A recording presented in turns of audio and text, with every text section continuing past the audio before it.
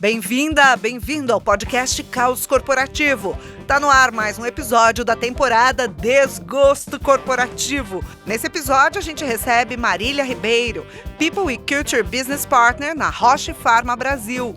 Marília é movida por uma paixão pessoal, por aprender por meio das pessoas, e vai falar sobre o que as empresas precisam fazer no dia a dia, e não só no discurso, para manter os bons por perto. E aí, como é que você tá? Podcast Caos Corporativo na área. Adoro falar isso toda segunda-feira de manhã. Pois é. Sempre. Aqui é Amanda Costa. Aqui, Febra Gato. Alberto Reutemann, mais um episódio incrível ao meu lado, Marília Ribeiro!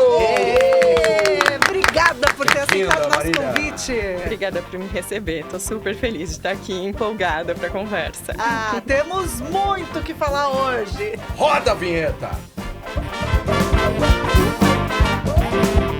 Gente, todo mundo sabe, né? Aquele mês infinito. Apesar que janeiro esse ano também foi infinito, Foi. né? Agosto 2. Foi o primeiro agosto Acaba do nunca. ano, então temos o segundo agosto de 2025 chegando. Agosto ficou conhecido como o mês do desgosto. Do cachorro louco. Por cá, mês do cachorro louco, enfim, uma mistura de superstições populares, tragédias históricas marcantes. Pois é, o suicídio do Getúlio Vargas foi em agosto, né? Vou lembrar do Getúlio Vargas. Pois Olha, sensacional. Você viu Isso só? é culto? Não, e você Muito sabe cult. que tem Muito isso. antigas crenças portuguesas também a respeito das navegações, né? Associavam o mês de agosto a despedidas, infortúnios e tudo mais. É um mês que não tem feriado, né? Feriado. É por isso, então. Por isso que a gente fica- Triste, né? Um mês sem Se feriado, matam. um mês longo, muitas vezes frio, né? Então ele carrega esse peso simbólico que virou quase que um presságio coletivo de que algo vai dar errado. Então, claro, a gente gosta de encarar o caos de frente aqui, Marília. Então, já que é o mês do desgosto, vamos falar dele, o desgosto corporativo. Vamos. E ó, falando em desgosto corporativo, hoje a pergunta é direta. A gente vai querer saber aqui se tem remédio para fuga de talento. É isso mesmo. Quando a gente está falando de bons profissionais, quando um bom profissional decide sair, o impacto vai muito além do crachá devolvido, afeta a cultura, desestabiliza todo mundo, o time fica tenso, alerta o RH. Se um talento ativo, valioso, vai embora da empresa, custa muito caro. E não dá pra gente tratar só sintoma, temos que tratar causa. Marília, qual é a sua dica para reter talentos? Bom, um remédio. Bala de prata? Não tem? queria. Não tem. Pergunta de $1 milhão, não tem? Poxa vida, achei que ia pegar uma receita Eu não de ia bolo. achar ruim se tivesse um remédio, ainda mais vindo da indústria farmacêutica. Sim, é verdade. Mas com certeza temos muitas coisas que precisam ser feitas, né? E um remédio só não é suficiente. É verdade. Mas o que a gente precisa pensar em torno disso, né? De fato, o que você traz é muito, muito importante, porque o custo, ele vai muito além de uma pessoa entrou e outra saiu. Tem o tempo que a pessoa vai ficar fora, tem o trabalho que não foi feito, tem outras pessoas deslocadas para fazer aquele trabalho, né? E assim por diante. Mas, assim, o que a gente pensa com a lente de RH, né? Para trabalhar um pouquinho isso? A cultura da organização, a liderança, isso sem dúvida é muito importante, o desenvolvimento, a remuneração, todo o ambiente ali da organização para garantir que essa pessoa se sente acolhida, se sente parte e o que também tange muito nós ali dentro da Roche é o propósito. Então, a gente tenta trabalhar um sentimento de propósito muito forte. Então, o paciente ao centro, e a gente fala muito, nossa visão está ligada a atender a todos os pacientes no menor tempo possível, com o menor custo social. Então, a gente tenta trabalhar essa questão do propósito para engajar junto com todos esses outros elementos de liderança, engajamento, desenvolvimento. Claro, isso reverbera para o time querer ficar. Os talentos falam, pô, o meu propósito está em linha com o propósito da organização, vou ficar aqui. E quais são as ações lá na Roche para poder... Eu não gosto muito do termo reter talento, né? Porque parece que a gente está obrigando a pessoa a ficar, né? Para estimular, para que a pessoa deseje ficar. O que a Roche faz? É claro que a gente sabe que hoje salário não é tudo, ainda mais para essa nova geração que está chegando, né? O valor não é tudo. Você falou em propósito, super importante, sabemos. Que mais? A gente fala muito da liderança, então cada indivíduo merece ter o melhor líder possível, né? Então, isso é muito importante. Então, fazemos um trabalho muito forte com a liderança, temos os compromissos de liderança muito forte, de reconhecimento, de escuta. Isso é algo que é bem chave. Por além disso, desenvolvimento. Então, temos as metas para as pessoas, elas não são só a meta de desenvolvimento, do que a gente fala, né, das competências mais soft skills mesmo, mas a gente também tem as metas relacionadas à ambição da organização. Então, as pessoas trabalham nessas duas. A gente tem as conversas de final de ciclo. Então, a gente trabalha por ciclo 1, 2 e 3, a cada 4 meses, que a gente garante que tem check-ins, que os check-ins tangem essas metas das pessoas. Remuneração, nós olhamos, um ambiente inclusivo, onde as pessoas sintam-se parte, que elas tenham voz ativa.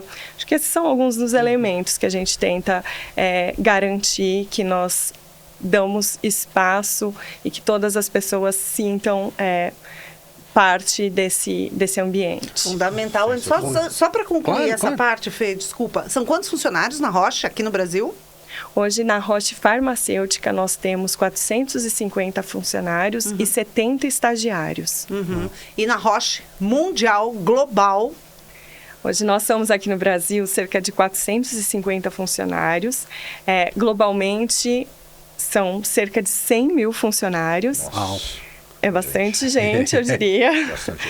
E nossa taxa de turnover é muito baixa. Nós temos uma taxa de turnover de cerca de 3%. Nossa. Uau! Seja, Tá tudo Tá funcionando. funcionando. Muito bem, check. Check. Agora, Marília, você trouxe bastante a questão da liderança. Tem alguma coisa ali que fica mais nos bastidores, que às vezes não acende aquela luzinha do RH e da liderança, que é um combo, assim, que dá uma pesada pra galera ficar de olho, que pode ser o começo da demissão, assim, o começo do quero ir embora? Os sinais silenciosos, né? Sinais silenciosos. E eles vêm, né? Mas você tem que querer vê-los, não é? Isso é sensacional. As pessoas às vezes não querem ver, né? Não querem ver, é verdade. Não dedicam o tempo para isso. Então, é a história, né? A gente tem que preparar líderes para todos os contextos, inclusive para ver esses sinais. O que são sinais silenciosos? Assim, não é necessariamente uma pessoa que não está performando, mas é uma pessoa que está desengajada. Então, nas reuniões ela está mais quieta, na hora do almoço coletivo, ela não conversa muito com as pessoas. Temos iniciativas, happy hours, a pessoa prefere não ir.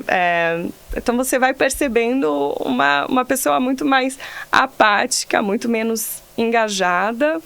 E são alguns desses sinais que você tem que ir observando. Então, o que fazer com isso, né? Acho que esse que é o grande questionamento, uma vez que você tem pequenos indícios. A liderança precisa estar muito ativa, né? E é uma liderança que precisa estar preparada para ter a conversa e para fazer algumas perguntas que não necessariamente são perguntas fáceis de serem feitas. E é nessa conversa que você vai pegando alguns elementos que você entende e esperamos que capture também o que precisa ser feito com relação a isso, né? Então, mas os elementos, eles estão aí. Agora, a gente tem um negócio muito legal, falando diretamente para você, Felipe. Conte-me! Temos uma inteligência artificial, a gente tem um dado no nosso sistema que ele prevê a possibilidade da pessoa pedir demissão. Ah, vocês têm inteligência artificial com essa tomada de decisão já com preditiva? Ah, não, gente, dá Preditiva de 10 saída. aqui, pelo amor de Deus. Temos, então... Conta se mais alimenta disso. o- Como é que é? O que ele observa? Quais são os dados que ele analisa? São esses elementos que a gente está falando, não. Então, uma pessoa, há quanto tempo essa pessoa não recebe uma promoção? Aonde que essa pessoa está dentro da curva de remuneração? O que essa pessoa tem colocado de informação no sistema interno? Ela tem preenchido muito, ela tem preenchido pouco. Essa pessoa está ativa no LinkedIn, mais ou menos? Avalia até o LinkedIn. É, porque é um combo ali mesmo. Mamma Agora, mia, esses... faz todo sentido. Muito, porque se a pessoa tá desengajada ali dentro e tá ativa em outro lugar, alguma coisa tá estranha. E aí a gente, como área de People and Culture, a gente traz esses elementos para as lideranças.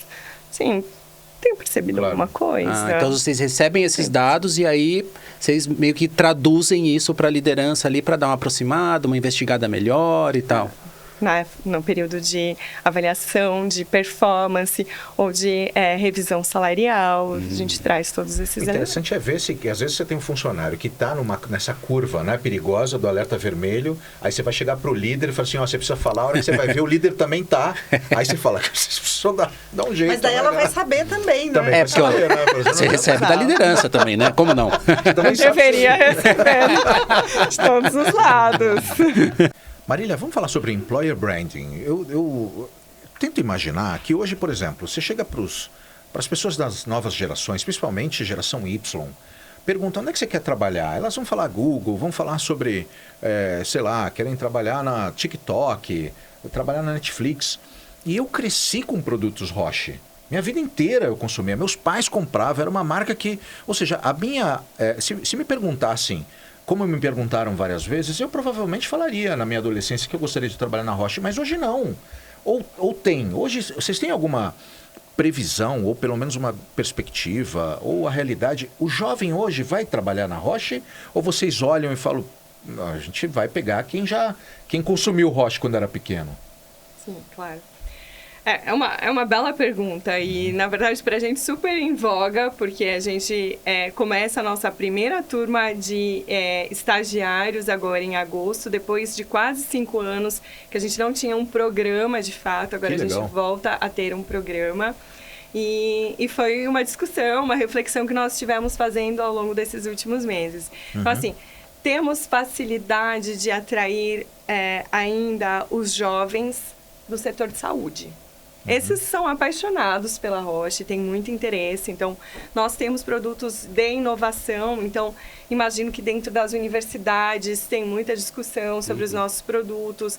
Mesmo pessoas já mais experientes. A Roche é reconhecida por ser pioneira em várias formas de fazer trabalho, né? Então, por exemplo, já faz 3, 4 anos que nós não temos mais representante de venda. Nosso time de campo, ele não atua da forma tradicional. Ele trabalha com muito mais um perfil consultivo, um trabalho de co-construção da demanda, da necessidade ali do cliente. Então, em saúde, farmacêuticos, isso daí eu diria que estamos Super ok. bem. Ok. Mais um check.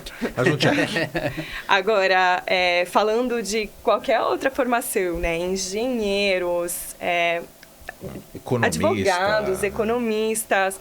Isso é um trabalho que não só nós, mas eu acho que todo mundo precisa Todo mundo. fazer, né? Porque Não é o foco. Muitas vezes hoje a moda, você vai olhar e vai falar, pô, se eu estou em economia, eu vou trabalhar num banco fora do país, vou embora. Mas, por exemplo, hoje os profissionais, assim, estão entre os profissionais mais disputados do mercado, são profissionais de tech, né? É. E você trouxe que a Roche investe muito em inovação, tem os medicamentos de inovação em diferentes áreas, que eu até queria que você comentasse um pouco com a gente. E claro que a gente precisa de tecnologia, né? Então, precisa atrair também esse público para estar lá na Roche, né? Exato. É um trabalho contínuo, é um trabalho que eu acho que a gente começou alguns degraus, mas nós sabemos o que e como a gente precisa chegar lá. Mas é se posicionar como uma empresa de inovação, e não só inovação nos nossos produtos, mas em tudo que a gente faz. Então, como eu comentei, né, temos inteligência artificial para prever qual a probabilidade de uma pessoa sair da organização. A gente faz IA da coisa, seja em qualquer área. Esse é um trabalho que nós temos feito muito. Quando a gente pensa em competência do futuro, a organização fala em 5 competências, sendo que 2 estão ligadas à digital e à inteligência artificial. Então, nos posicionarmos com relação a isso e mostrarmos para as pessoas que nós não só estamos pensando como futuro, mas que a gente precisa dessas pessoas e que a gente vai dar oportunidade para elas de fazerem coisas relevantes, interessantes e diferenciadas, está aí o espaço que a gente começa a explorar. Mas, assim, ele tem que ser constante e ele tem que ser intencional, porque senão a gente pode ser visto como qualquer outra empresa para esse tipo de profissional, né? Sim. Agora, Amã, você comentou da inteligência artificial, fiquei empolgado aqui. É legal porque, assim, você consegue prever, então, uma possível saída da pessoa e tudo mais. E aí você vai lá e age sobre isso. Agora, beleza, agir. O que fazer agora e no médio e no longo prazo para fazer essa manutenção da pessoa ali? Quais são as ações que são tomadas? É muito importante essa sua pergunta. E ela leva a muitas... Acho que, assim, o centro disso é cultura da organização, né? Eu acho que, de fato, assim, uma cultura que cuida das pessoas, que dá espaço de fala, que a pessoa se sente reconhecida, para mim, sem dúvida, são alguns aspectos super relevantes para pensar nesse médio, nesse longo prazo. Agora, tem algo um pouco diferente disso, que é para a gente pensar mesmo nas gerações, né? São 4 gerações hoje no ambiente de trabalho. Né? Então, a gente está falando aqui mais do jovem, mas a gente ainda fala, especialmente numa indústria como a nossa farmacêutica, ainda de uma liderança um pouco mais tradicional, né? Dentro da liderança hoje da organização, eu sou a mais jovem, mas assim, a gente tem ali um espaço grande.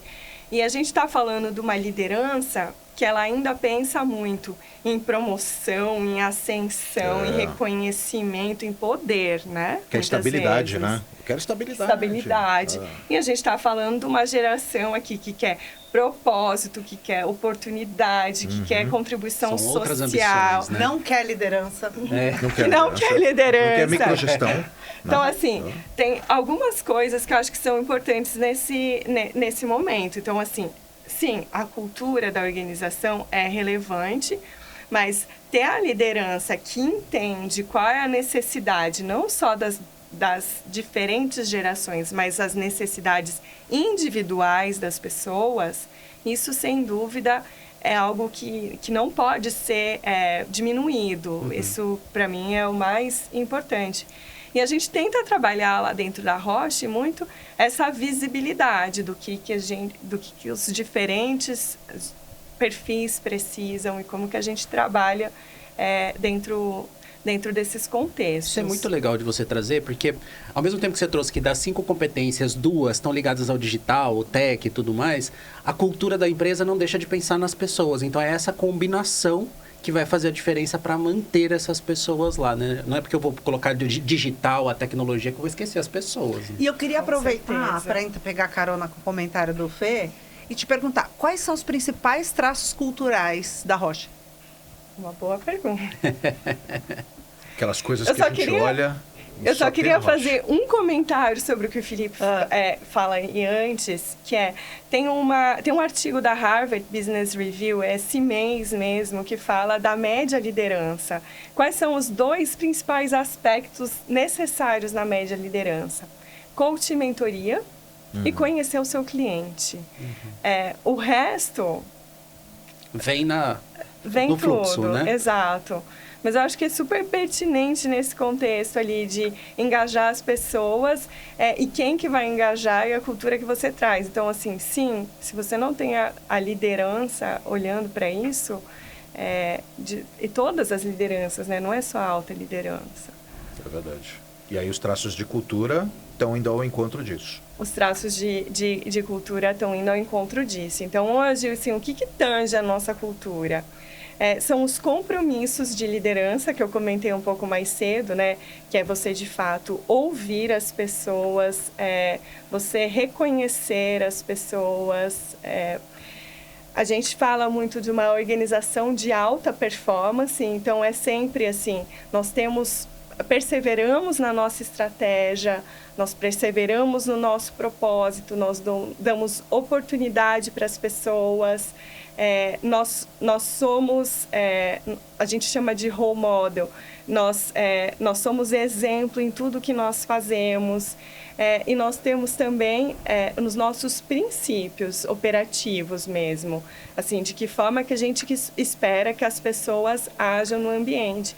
E isso está muito vivo ali. A gente costuma trazer isso em voga, seja nos diálogos da liderança, que a gente tem um fórum ali com toda a liderança alta e média, nos nossos town halls, a gente traz isso nas paredes, então, sendo role models mesmo, né, agindo como um tal, e isso é esperado das pessoas. Então, naqueles check-ins que eu comentei com vocês, que a gente tem a cada ciclo, a gente traz esses temas também à mesa, porque tem atitudes que elas não são toleradas e elas são pontuadas para garantir que a gente está aqui num ambiente onde nós damos espaço para as pessoas falarem, onde a gente tem uma liderança que cuida das nossas pessoas e onde todo mundo persevera nesse propósito que nós temos de organização. Então, eu diria que a nossa cultura, ela tem muitos elementos, mas ela é forte. Que legal, Marília. A gente está caminhando para o nosso final, mas eu queria te perguntar o seguinte. Quando a gente está falando de retenção de talentos, geralmente eu vejo que ainda acontece um choque quando alguém vai embora da empresa. E é interessante porque às vezes esses sinais vão acontecendo, e você trouxe muito bem, né, como é que funciona na Rocha nesse sentido, e parece que cai uma bomba na diretoria, sei lá, no departamento. Acho que a gente nem fala mais departamento, né? E quando o profissional vai embora, muitas vezes ele vai para a concorrência. E hoje a gente sabe que os processos seletivos, eles são demorados. Começa com uma entrevista, geralmente tem uma empresa de recrutamento e seleção, faz uma triagem, vai para uma primeira, uma segunda, uma terceira. Ao longo, às vezes, de 6 meses, a pessoa está participando de um processo de seleção, ela continua trabalhando. Uhum. Você acha que quando isso acontece, a motivação do funcionário aumenta no trabalho? Porque eu tenho uma teoria que às vezes eu fico desconfiado. Quando a motivação está muito alta, eu falo assim, será que essa pessoa está saindo? Alguma coisa aconteceu, por que ele está tão engajado assim agora? Porque tem um lado da desmotivação. Você fala assim, vai sair, mas de repente a pessoa se anima. Eu falei, será que está participando de um processo seletivo aí? Fala que vai no dentista. Ou porque foi recusado lá no outro. Agora vou ter que engajar aqui, porque foi recusado no outro. Está muito ativo no LinkedIn. Pode ser também, né? O cara tá super empolgado porque tá participando do processo seletivo. Tô viajando aqui ou você acha que também pode acontecer isso, né? Esse cara tá super empolgado. Tá participando. Você tá super empolgado, cara? Você tá participando do processo seletivo? Cara, mas eu acho que as pessoas têm mais que participar de processo seletivo. Eu acho que sim. Você não acha? Mas tem um dilema. Que você tá falando, dá meio que um tom de... como se fosse não errado. Pode. Você não acha que as pessoas têm que participar de processo seletivo? Mas aí você vai falar pro teu chefe? Você chega e fala assim, chefe, eu tô falar? trabalhando aqui... Eu sempre pedi pra minha equipe falar. Isso que eu ia falar. Mas cara, eles não falam, ninguém fala. Depende do nível de confiança que você estabelece. Imagina. Só, acho que essa é a primeira coisa. Adoro sua provocação. Pode acontecer? Pode. Por quê? O que leva à fuga de um talento da organização? São tantos elementos, né? Tipo, não é uma única coisa. É um líder, é a remuneração, é o ambiente, é a situação em casa, é o tempo que leva para chegar no escritório, é o híbrido ou não híbrido. Assim, são infindáveis os motivos pelos quais as pessoas saem. E, inclusive, muitas vezes as pessoas nem sabem exatamente ali de dentro o que a levou para sair, e aí ela continua saindo depois, né? Não vai ficar muito tempo, porque deve ter alguma coisa ali muito de dentro, se ela não olhou de verdade, ela não cuidou. Mas, trazendo um link para a sua pergunta, por que eu estou falando isso? e pode ser que a pessoa se engaje excessivamente, mesmo num processo Super seletivo, feliz, né? é porque talvez ela queira muito ficar. Ela está conversando porque ela não está se sentindo desafiada, ela não está se sentindo reconhecida, e aí ela está vendo que num outro ambiente ela poderia trazer essa carga de energia, ela poderia ganhar essa carga de energia. E aí ela começa, mas eu queria ficar aqui, né? Ainda mais na minha organização, né? Como a Roche, onde o turnover é tão baixo, que a gente tem muita gente com muito tempo de casa. Ela quer sair, mas ela não quer sair. Ela preferia muito mais que ela encontrasse tudo que ela está procurando em outro ambiente. Então, acho que é possível, sim. Eu não sei se é o mais comum. Claro. Acho que não. Mas nesse sentido, então, eu vou perguntar para vocês três, que vocês me deixaram numa saia justa.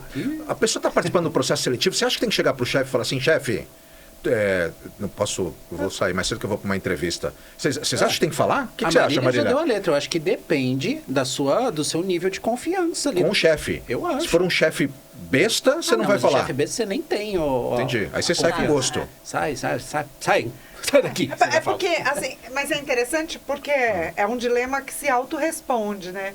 Porque normalmente, se não for um líder com quem você tem conexão, normalmente se é um líder que não te enxerga, que não enxerga o seu momento, que não percebe os seus sinais silenciosos, essa pode ser uma das razões que estão me levando a ir participar de um processo seletivo. Agora, por outro lado, se a empresa onde eu estou não tem mais para onde eu crescer, né? Ou eu quero ir para uma outra área, que eu estou estudando, que eu estou crescendo, e a empresa não oferece aquela oportunidade, não tem como, então eu posso chegar para a minha liderança e dizer, olha, você sabe, eu estou estudando, eu estou me aprimorando, eu estou indo para tal área agora, sei que não dá mais para crescer aqui dentro, eu vou começar a participar de alguns processos seletivos. Cara, isso é o máximo, isso é fair, isso é autêntico, isso é genuíno. Eu acho que deveria ser o esperado, né? Essa relação aberta. Quer saber? O líder vai ajudar. Eu acho que sim. Se for um líder do bem, né? Porque se a pessoa realmente ela não tem espaço ali para crescer, ou as competências que ela tem não estão alinhadas ao que a empresa precisa naquele momento, então não tem como te dar um espaço mais, mas naquele outro ambiente sim, então o líder super vai te ajudar. Exato. Então, maravilha. Então, sim. E às vezes a liderança precisa estar preparada ali para ouvir e não achar que isso é uma carteirada, né? Tipo, tá falando porque quer vai fazer leilão. porque quer não sei o quê. Às vezes não, a pessoa só está sendo sincera, porque ela tem uma relação de confiança contigo e ela quer realmente, olha, eu quero estar aqui, mas será que tem um outro papel para mim? Será que eu vou poder crescer aqui? Será que eu vou ter uma carreira? Será que não? Enfim, ela está abrindo ali com você. Agora, emendando aqui, o Albert falou dessa questão de ir embora, né? Que desengaja e não sei o quê. Eu queria ver o contrário agora, porque chegou talento aí na Roche, né? Chegou mais de 40 talentos no começo do ano e vocês fizeram uma ação ali, né? Organizada para receber essas pessoas e tudo mais. E isso também ajuda a engajar não só quem está chegando, mas também quem está lá. Como é que é isso? Como é que foi? No começo do ano, nós recebemos cerca de 40 novos profissionais. Para a gente é bastante, é quase 10% da nossa população chegando toda de uma vez. E a gente sabe como é um processo ali de chegada, né? E ainda mais de tanta gente, o que a gente definiu por fazer foi um processo de onboarding muito estruturado. Não que a gente não tenha, porque sim, nós temos um processo estruturado, mas para receber muitas pessoas ao mesmo tempo, nós estruturamos isso de uma forma garantindo que elas chegavam com um conhecimento profundo do que é a organização pela perspectiva cultural, mas também pela perspectiva de negócio, de como as coisas operam, como as pessoas, quem são as pessoas, qual a dinâmica da organização como um todo. Foi um processo ali de 3 semanas, que envolveu a organização toda. Então, assim, a gente engajou muito essas pessoas com esse banho de organização e pudemos colocá-las operando. A gente ainda não consegue mensurar, porque ainda não faz não faz nem 2 meses que elas chegaram, né? Mas para a organização como um todo, o engajamento de se preparar, de comentar, de participar, de almoçar junto, e as pessoas falarem, nossa, é impressionante como a organização se preocupa com essas pessoas, com essa chegada. Então, foi um processo muito legal, que nós temos certeza que vai ter um resultado positivo, que a gente ainda não mensurou, mas vamos mensurar. E isso nos ajudou a ainda mais aprimorar o nosso processo de onboarding e o nosso processo de treinamento também das pessoas e aculturamento, né? Porque é algo que você olha e você fala, é suficiente, mas é suficiente para tanta gente de áreas diferentes, de senioridades diferentes. Então, foi uma reflexão importante que nós conseguimos concretizá-la. E de que forma isso acabou repercutindo também em quem está na casa, né? Você disse que a Roche é uma empresa onde as pessoas ficam por muito tempo, tem muita gente lá com muito tempo de casa. Também foi legal? Eles também se sentiram bem? Super, super. Primeiro, muita gente querendo participar. Então, assim, não é pra onboarding vocês. aqui. Não é pra vocês. Na minha época não teve onboarding. Então, é sempre assim, com certeza ouvimos isso. E a gente não tem espaço, não cabe todo mundo, mas em alguns fóruns onde tinha espaço, onde cabia mais gente, a gente recebeu algumas outras pessoas também. Mas foi muito bacana pela perspectiva, assim, a gente teve todas as áreas se apresentando, se comunicando, participando de Q&A. E essas áreas, elas também tiveram o seu momento de reflexão, né? Sem dúvida. Porque, assim, como que eu faço esse refresh no material que eu vou compartilhar, de como que eu vou me posicionar, as perguntas que vieram, o que, que a gente faz com isso. Então, foi muito bacana. Mas que a gente ouviu, assim, na minha época não era assim, sim. Que legal. Muito bom. Adorei nossa conversa, Marília. Acabou já, pô? Precisamos ir Poxa embora. vida. Pessoal que está assistindo, que está ouvindo, precisa chegar ao trabalho, né? O pessoal vai ouvindo aí no carro, você que está nos ouvindo no carro, você que está nos assistindo aí, preparando o café da manhã da criançada. No metrô. Ou no metrô, no ônibus. Precisa chegar para trabalhar, precisa chegar para treinar, né? 160 mil ouvintes. Vamos começar a semana. Vamos começar, né? Começou segunda-feira. Cheios de inspiração sobre como reter talento e escapar desse desgosto corporativo de perder grandes talentos. Muito obrigada, Marília. Marília! Obrigada a você. Obrigado, mano. Obrigado. Um beijo e até semana que vem. Soltem os recadinhos aí pedindo pro Aperta aí. pessoal. Segue Dá a o gente. like, compartilha. Voadora no like. Manda pro todo mundo. Coloca Voadora aí. no like foi bom, hein? Vamos começar dando voadora no like. Desgosto, né, gente? Beijo. Ai, é agosto. Agosto. Melhor Vai dar tudo mês. certo. É o mês de aniversário da Escola do Caos. Que desgosto que nada. 5 anos. 5 Beijo. anos. Tchau, tchau. Tchau, Ma. Obrigado. Obrigada.